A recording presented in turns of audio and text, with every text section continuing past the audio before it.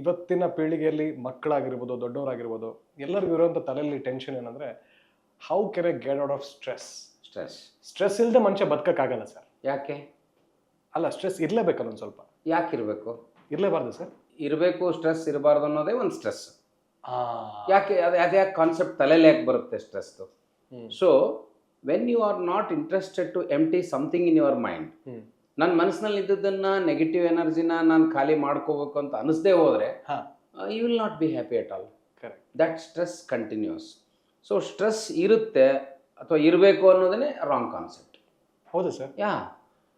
Sir ಈಗ ನಾನು example ಒಂದು ಸ್ವಲ್ಪ ಫ್ಲಾಶ್ ಬ್ಯಾಕ್ ಹೋಗೋದಿದ್ರೆ, ಓಕೆ, ನಾನು ಚಿಕ್ಕ ವಯಸ್ಸಲ್ಲಿದ್ದಾಗ ಹೋಮ್ವರ್ಕ್ ಮಾಡಬೇಕು ಅನ್ನೋ ಸ್ಟ್ರೆಸ್ ಇರ್ತಿತ್ತು ಸರ್. ಇರುತ್ತೆ. ಆಮೇಲೆ ಇನ್ನೇನು ಸ್ಪೋರ್ಟ್ಸ್ ಡೇ ಬಂತವ್ರೆ ಇಲ್ಲೆಲ್ಲೋ ಆಟೋಟಗಳಲ್ಲಿ ಚೆನ್ನಾಗಿ ಪಾರ್ಟಿಸಿಪೇಟ್ ಮಾಡಿ ಓಡಬೇಕು, ಗೆಲ್ಲಬೇಕು ಅನ್ನೋ ಸ್ಟ್ರೆಸ್ ಇರ್ತಿತ್ತು ಸರ್. ಬ್ಯಾಂಡ್ ಅಂತ ಇರ್ತಿತ್ತು, ಸ್ಕೂಲ್ ಬ್ಯಾಂಡು, ಅಲ್ಲಿ ನಾನು ಬ್ಯಾಂಡ್ ಲೀಡರ್ ಆಗಬೇಕು ಅನ್ನೋ ಸ್ಟ್ರೆಸ್ ಇರ್ತಿತ್ತು ಸರ್. ಸೊ ಒಂದಲ್ಲ ಎರಡಲ್ಲ ಸರ್. ಮತ್ತೆ ಮನೆಯಲ್ಲಿ ಯಾವ ತಿಂಡಿ ಮಾಡಿರ್ತಾರೆ ಅನ್ನೋ ಸ್ಟ್ರೆಸ್ ಇರ್ತಿತ್ತು ಸರ್. ಅಂದರೆ ಇದೆಯಲ್ಲ, ಆ ಝೀಲ್ ಅಥವಾ ಆ ಇಂಟ್ರೆಸ್ಟ್ ಇದೆಯಲ್ಲ, ಅದಕ್ಕೆ ನಾವು ಯಾಕೆ ನೆಗೆಟಿವ್ ಪದ ಸ್ಟ್ರೆಸ್ ಅಂತ ಬಳಸ್ಬೇಕು? ಮತ್ತೇನು ಬಳಸಬೇಕು? I was curious. ಅಂದರೆ ನಾವು ಚೈಲ್ಡ್ಹುಡ್ಲಿಂದ ನಮ್ಮ ತಲೆಯಲ್ಲಿ ಒಂದು ಕಾನ್ಸೆಪ್ಟನ್ನು ನಮ್ಮ ತಲೆಯಲ್ಲಿ ಹೋಗಿಬಿಟ್ಟಿದೆ.